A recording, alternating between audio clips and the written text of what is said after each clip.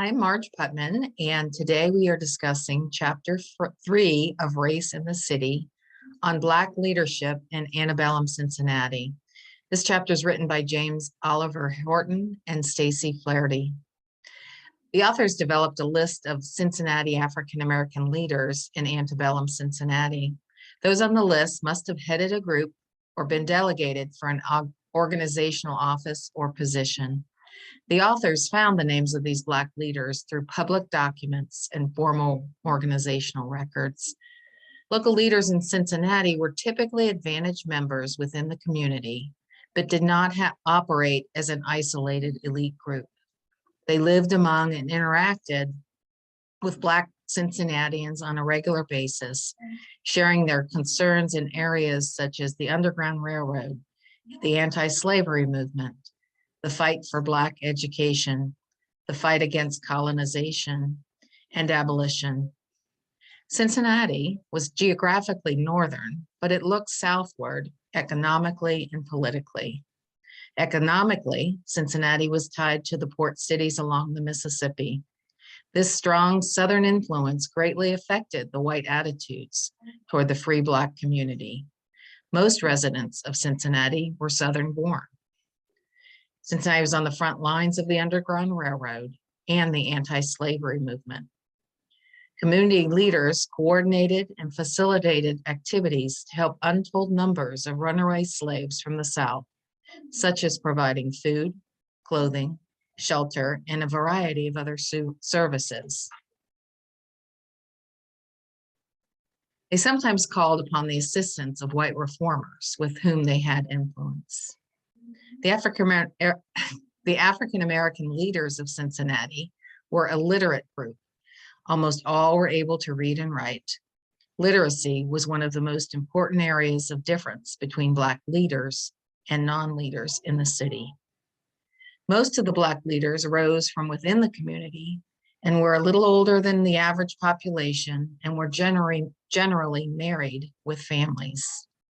John Liverpool was in his early 40s and led the campaign against African colonization. Peter Clark led the fight for Black education and was elected to head the school board. Reverend Wallace Shelton was a Black leader who supported abolition and encouraged Blacks to work with whites who advocated freedom, but dismissed those who refused to condemn slaveholding. He also fought against colonization, which would transplant free Blacks back to Africa. It was also very common for several members of a family to be involved in reform activities.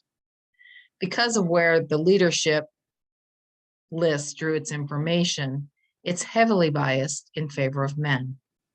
Although fewer on the list, the authors mentioned female leaders and organizations that contributed greatly to the city. Elizabeth Coleman and Sarah Ernest were examples of Southern-born women who led groups in Cincinnati dedicated to assisting fugitive slaves.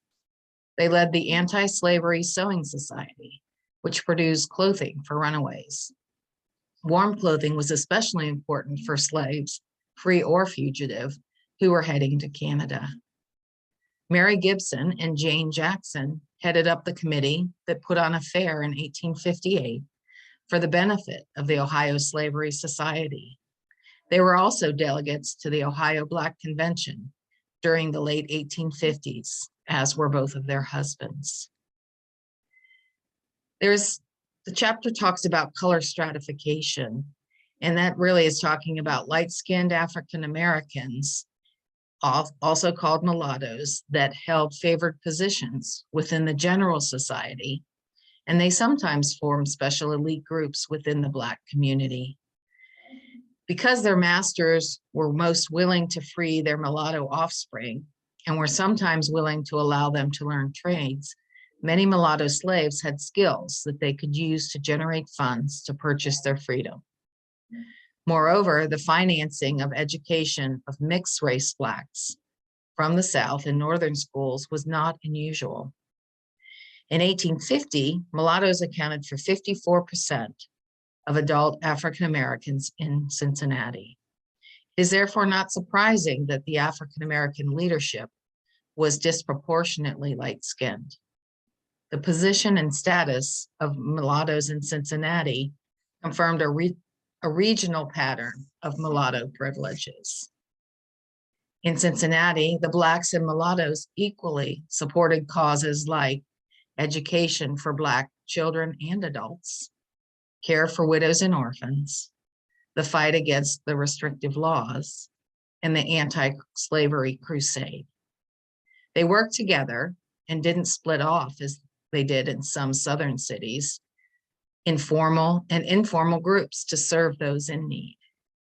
There were many associational networks that cut across class and color lines within the African-American community in Cincinnati. Although Black leaders lived disproportionately in wards 1 and 9, the city's poorest sections, substantial numbers of them resided in every ward in which there were Black people. This residential intermingling of leader and non-leader households encouraged and facilitated regular contact between the community leadership and its constituency. The residential integration of leaders with other Blacks occurred despite their occupational dissimilarity, because racial discrimination limited the areas of the city that were open to Blacks, enforcing residential clustering. It's fascinating to look at how the leaders were defined, how education was important, and how they worked together, cutting across lines of social and class and everything else to achieve the goals that they had in common.